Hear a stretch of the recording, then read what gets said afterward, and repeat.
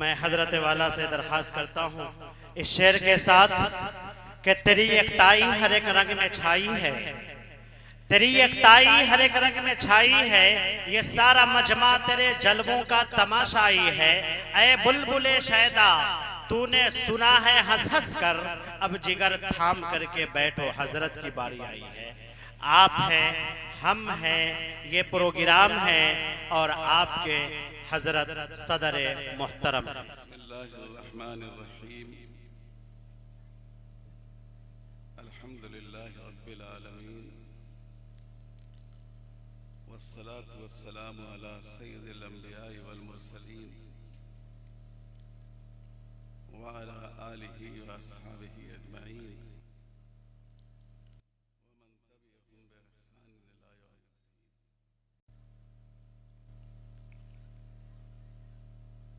मोहतरम जनाब खालिद अनवर साहब, इस प्रोग्राम के नाज़िम हज़रत मौलाना ज़ाहिद कमर साहब, उसके सरपरस्त उनके वालिद माजिद साहब और सीरत क्विज़ की तहरीक, इस तहरीक के मुहर्रिक हमारे बहुत ही अजीज हज़रत मौलाना अब्दुल माजिद साहब कासमी और उनके बरादर बुजुर्ग हज़रात उलमाए किराम, भाई और अजीज बच्चियों, ये माशाअल्लाह बहुत ही अच्छा प्रोग्राम हम लोगों ने अभी उसको अपनी आंखों से देखा। मेरा ख्याल है कि कोई सिर्फ एक मुकाबला नहीं है, बल्कि ये तालीम का, एजुकेशन का एक तरीका है। जिन चीज़ों को आप मकतब में, मदरसे में, स्कूल में महीनों में पढ़ाते हैं, बच्चे बाज़ दफ़ा शौक़ से और बाज़ दफ़ा आपके खौफ से पढ़ते हैं। क्विज़ के ज़रिए उस चीज़ को बच्चे शौक़ से पढ़ते हैं। हुज़ूर सल्लल्लाहु अलैहि वसल्लम की सीरत अगर आप किसी तालीमी इदारे में पढ़ाते तो शायद एक साल में सीरत मुकम्मल होती, लेकिन यहाँ सैकड़ों बच्चों ने अपने शौक़ से, रग़बत के साथ उसको पढ़ लिया और हुज़ूर सल्लल्लाहु अलैहि वसल्लम की सीरत से वाकिफ़ हो गए।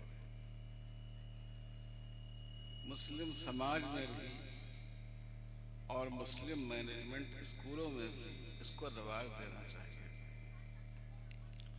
आजकल जो तालीमी प्रोग्राम है उसके तहत आप बच्चों का दीनी मालूमात के लिए बहुत ज़्यादा वक्त नहीं ले सकते, लेकिन अगर आप अपने स्कूलों में इस तरह के क्विज़ रखें, अब यह रमज़ान मुबारक का महीना आ रहा है, इस महीने की अहमियत यह है कि इसमें कुरान मजीद नाज़िल हुआ। जो हमारे मुस्लिम मैनेजमेंट स्कूल हैं, अगर वो इस महीने में अपने अपने इदारों में ये सब मिलकर एक साथ कुरान क्विज़ रखें तो तमाम बच्चे कुरान की तारीख़ और उसकी बहुत सारी तफसीलात से वाक़िफ़ हो जाएंगे। रहने दीजिए, इसको बार बार वो मत कीजिए। तो ये बहुत अच्छा तरीक़ा है किसी चीज़ को याद कराने और बताने का। रसूलुल्लाह सल्लल्लाहु अलैहि वसल्लम भी जब कोई अहम बात बताना चाहते, सहाबा से फरमाना चाहते, तो पहले उसके बारे में सवाल करते और उनके जवाब सुनकर फिर अपना जवाब देते। आजकल इसको तालीम का एक बहुत अच्छा अहम तरीक़ा समझा जाता है। तो हमें अपने समाज में दीन के, अखलाक के, इंसानियत के मुख्तलिफ शोबों को बच्चों तक पहुँचाने के लिए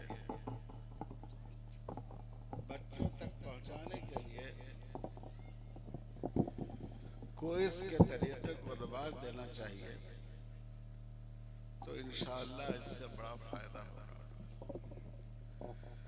चूंकि आप मेरे हाथ में दे रहे हैं, इसको हटा दो, मेरे हाथ में मुख्तसर बात करनी है, मैं हाथ में लेकर।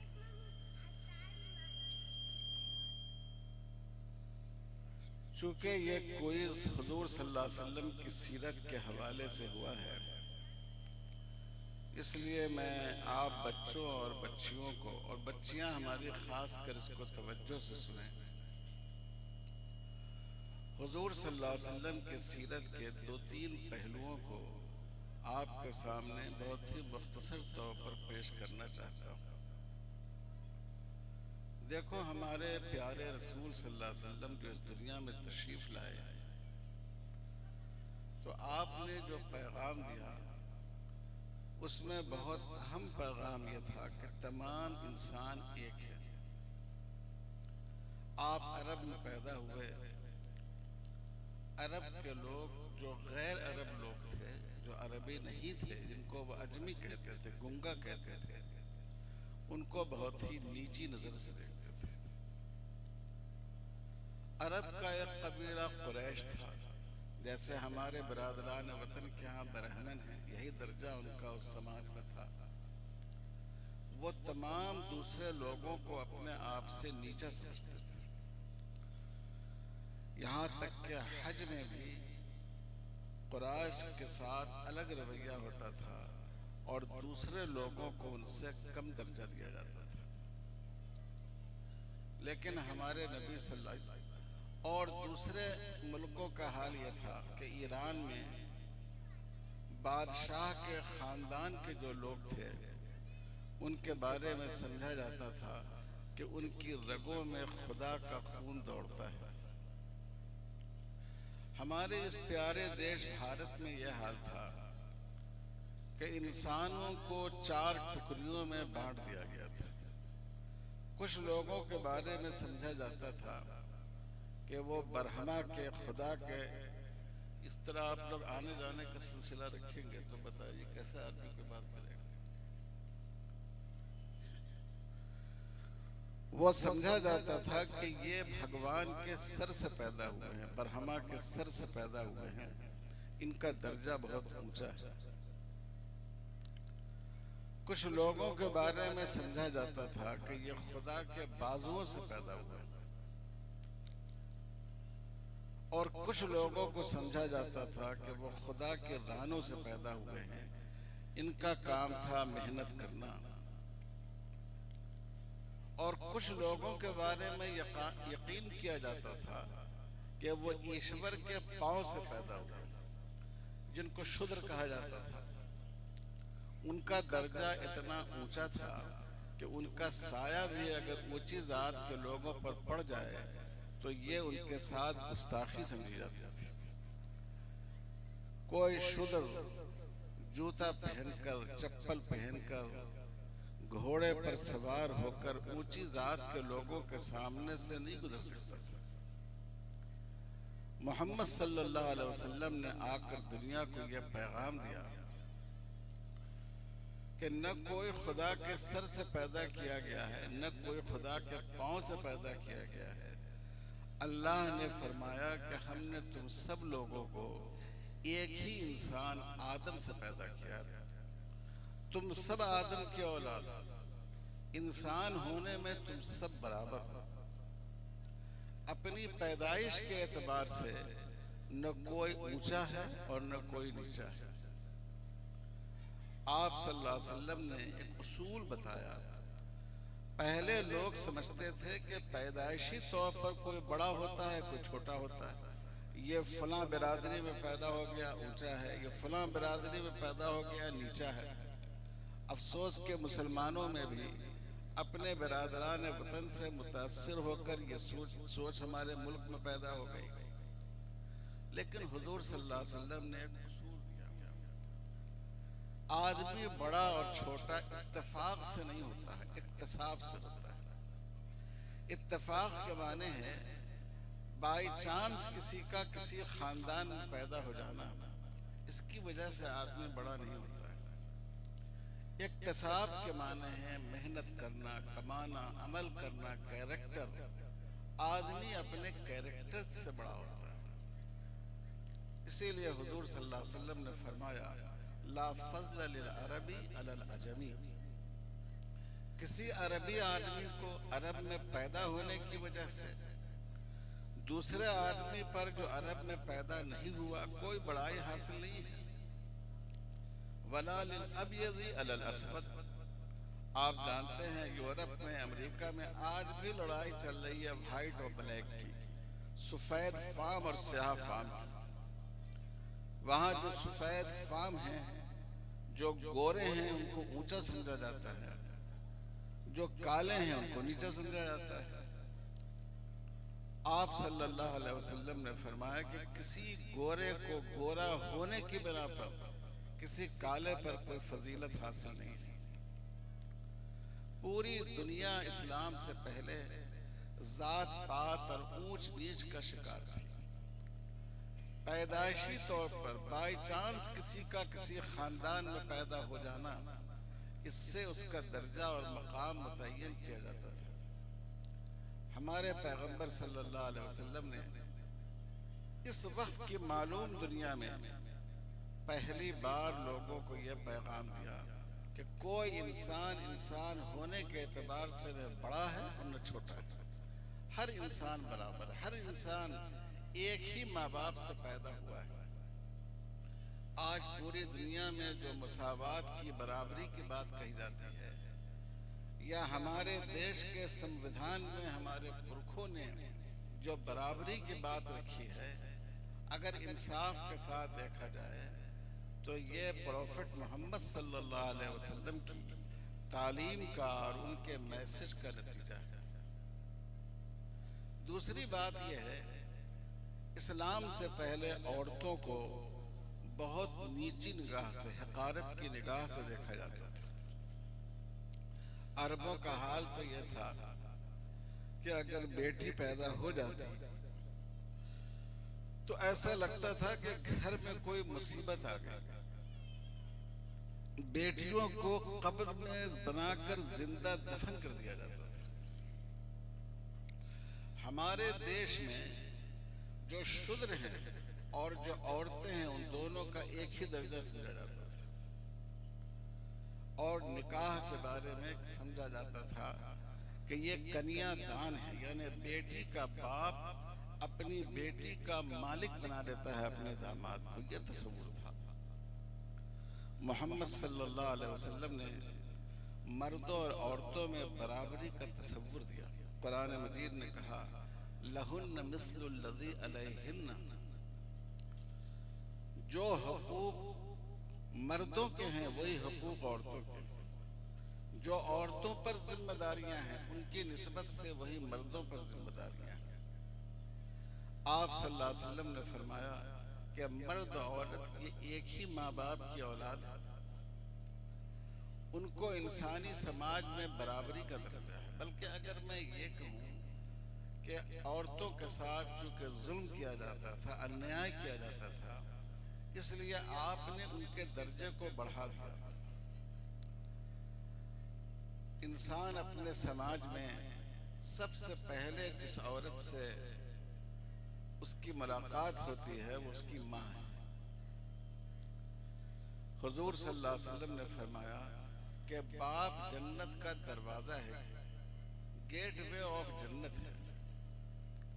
माँ के बारे में फरमाया कि माँ के कदमों के नीचे अल्लाह ने जन्नत रखी। जाहिर है माँ का दर्जा ऊंचा रखा गया बाप के मुकाबले में। आप सल्लल्लाहु अलैहि वसल्लम ने फरमाया, तुम में बेहतरीन शख्स वो है, उसको आप बाद में बात कर लीजिएगा। तुम में बेहतरीन शख्स वो है जिसके अखलाक अच्छे। ये नहीं कहा आपने जो ज्यादा उम्रे करता हो, जो ज्यादा हज करता हो, जो ज्यादा नमाज पढ़ता हो। आपने कहा कि बेहतरीन इंसान वो है जिसके अखलाक अच्छे, दूसरे लोगों के साथ उसका सलूक और बर्ताव अच्छा। इन्ना अहसनकुम अहसनुकुम खुल्क़न। तुम में बेहतर शख्स वो है जिसके अखलाक अच्छे। फिर आपने ये भी बताया कि अच्छे अखलाक का मेयार क्या है। तुम जॉब करते हो, अपने अफसर के सामने अच्छा के साथ अच्छा अखलाक बरतते हो,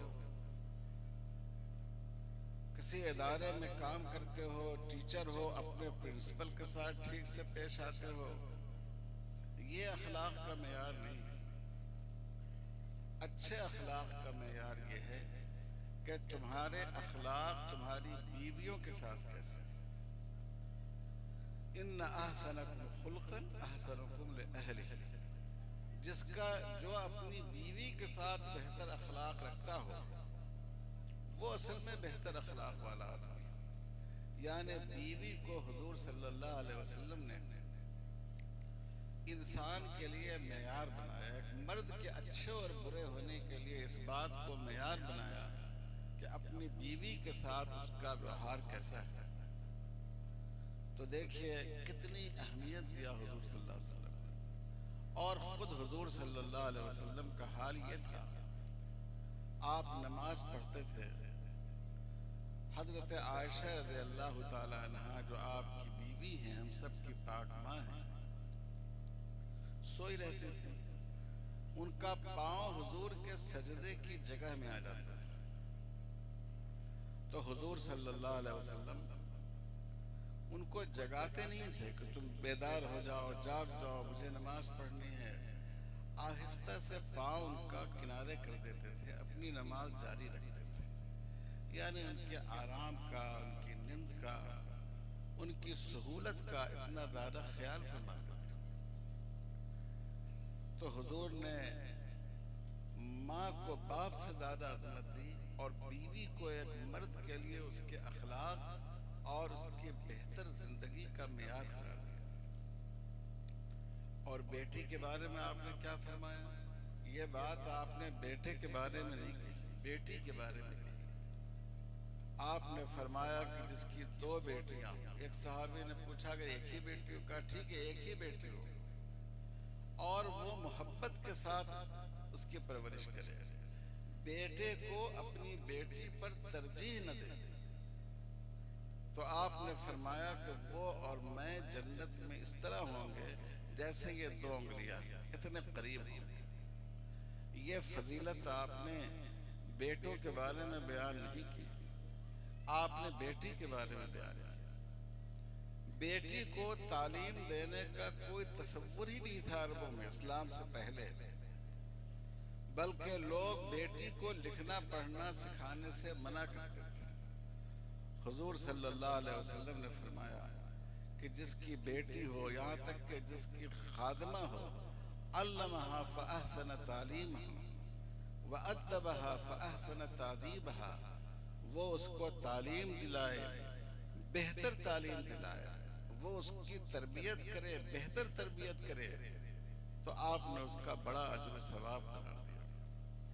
यानी इल्म के दरवाजे को पैगंबर मोहम्मद सल्लल्लाहु अलैहि वसल्लम ने औरतों के लिए खोला, बराबर खोला।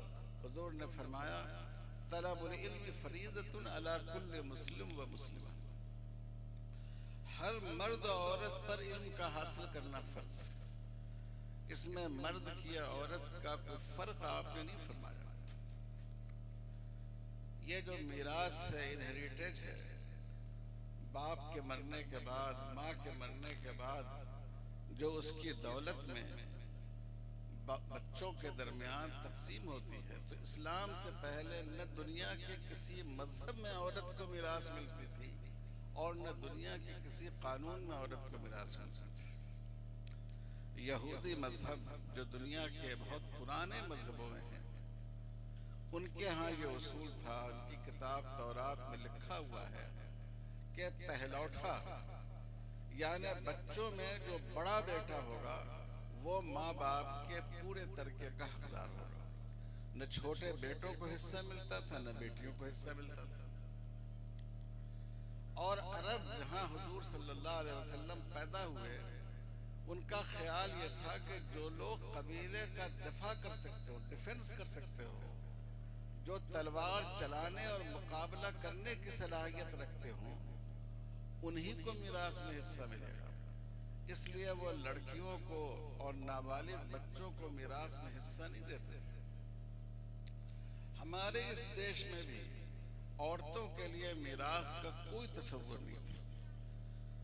ये तस्वुर था कि औरत खुद एक प्रॉपर्टी, तो जाहिर है कि प्रॉपर्टी खुद दूसरी प्रॉपर्टी की मालिक नहीं हो सकती।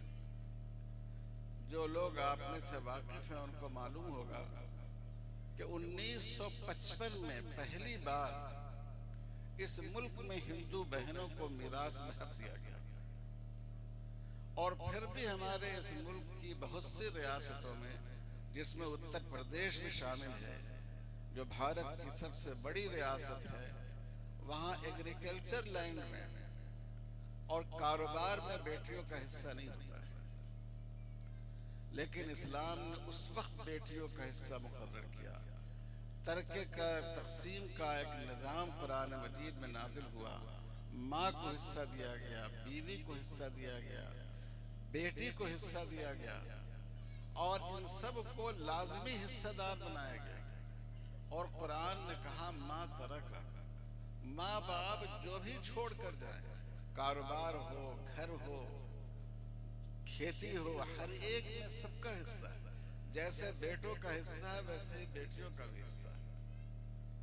तो यहाँ माशाल्लाह बहुत सी बच्चियां जमा हैं।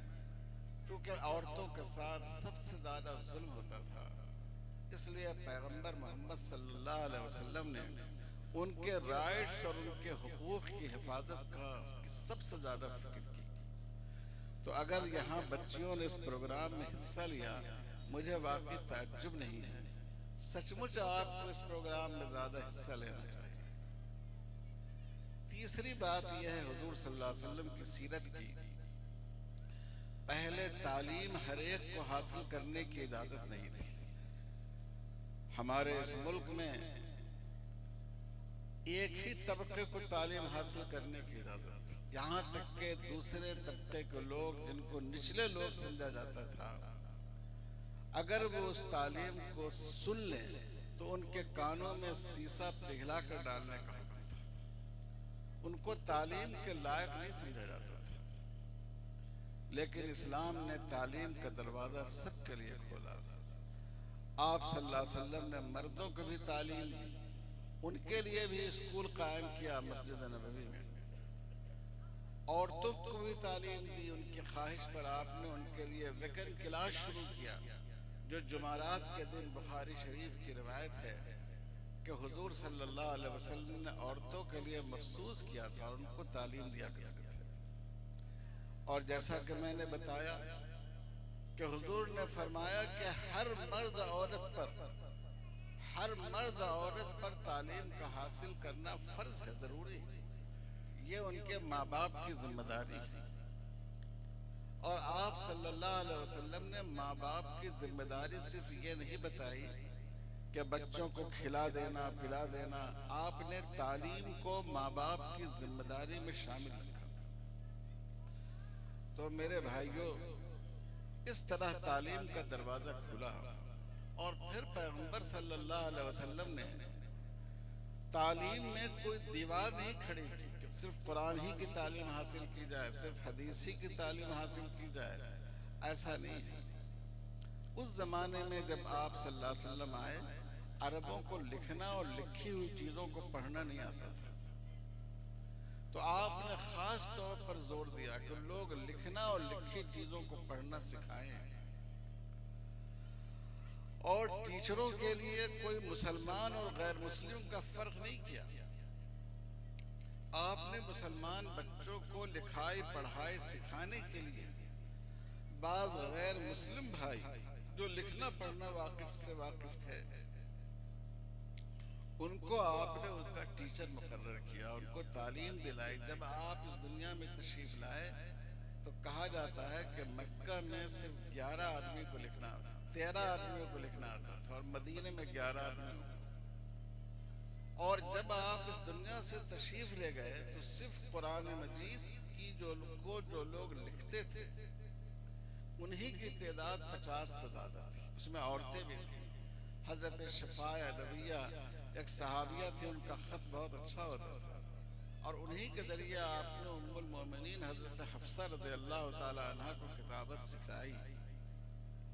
तो औरतों को भी तालीम में शामिल किया, बच्चों को भी तालीम में शामिल किया, तालीम बालगा का भी आपने नज़्म किया। और जिसको आज हम दुनियावी तालीम कहते हैं वो भी तालीम आपने दिलाए। मैंने भी आपको बताया कि किताबत सिखवाई, लिखना सिखाया। आज अगर कोई आदमी कंपोजिंग सीखता है, कंप्यूटर सीखता है, ये भी एक लिखाई है, ये भी एक कलम है। और आपने फरमाया कि अल हिकमत ज़ालतुल मोमिन, इल्म की, हिकमत की, नॉलेज की बात कहीं भी आदमी को मिल जाए, ऐसी तलब के साथ लेना चाहिए जैसे आपका कोई माल गुम हो गया था, वो आपको मिल गया है। देखिए, आपका बच्चा है, रोज स्कूल जाता है, 5 बजे आ जाता है, आया घर तो जरूर माँ बाप को खुशी होती है। लेकिन अगर खुदा न खास्ता आपका बच्चा आपके घर से गया, स्कूल से वापस नहीं आया, 1 हफ्ता गुजर गया, 1 महीना गुजर गया, अब आप तलाश कर रहे थे, कहीं इत्तेफाक से वो बच्चा आपको मिल गया, तो आप सोचिए कितनी चाह से आप अपने उस बच्चे को लेंगे। बाप उसको गले लगाएगा, माँ उसको अपने सीने से चिमटाएगी, भाई बहन उससे प्यार करेंगे, पूरा खानदान खुश होगा। तो हुजूर सल्लल्लाहु अलैहि वसल्लम ने फरमाया, इल्म की बात, नॉलेज की बात, साइंस की बात, टेक्नोलॉजी की चीज कहीं भी हासिल हो तो इतने प्यार से उसको हासिल करना चाहिए कि जैसे तुम्हारी कोई चीज गुम हो गई थी, वो चीज तुमको मिल गई। तो इल्म का दरवाजा आपने सबके लिए खोला, और इल्म में कोई बंटवारा नहीं किया कि फला इल्म हासिल करो, फला अरबी लैंग्वेज हासिल करो, दूसरी लैंग्वेज हासिल नहीं करो। आपने अपने सहाबी हजरत ज़ैद इब्न साबित रज़ियल्लाहु ताला अन्हु को इब्रानी जबान सिखवाई, और बाद में हुजूर की दुआ से उन्होंने 8 ज़बानें सीखी उस जमाने में। तो ये 2-3 अहम पहलू हैं। एक तो आपने तमाम इंसानों के एक होने का पैगाम दिया, दूसरे आपने औरतों को मर्दों की सफ में खड़ा किया, उनको इज्जत का मकाम दिया, और तीसरे तालीम को आपने तमाम लोगों के लिए आम फरमाया।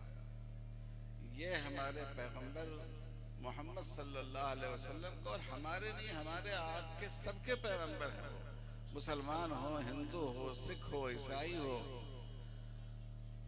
जो चीज सोना सबके लिए कीमती होता है, हीरा हर एक को अजीज होता है। तो जो मुकद्दस शख्सियतें होती हैं, जो इंसानियत को अच्छी तालीम देती हैं, वो सबों के लिए अजीज होती है, सबों को प्यारी होती है।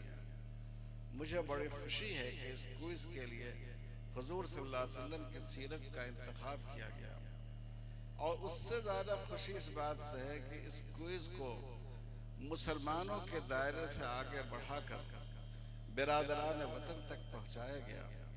अल्लाह ताला इस प्रोग्राम को मुबारक फरमाए, खैर का जरिया बनाए। मैं आप सब हजरात का बहुत शुक्रगुजार हूँ कि इतने अहम और मुक़द्दस प्रोग्राम में आपने मुझे भी शिरकत की सआदत बख्शी। वसल्लल्लाहु अला खैर खल्क़ि मुहम्मद व अला आलिहि व सहबिहि अजमईन वल्हम्दुलिल्लाहि रब्बिल आलमीन।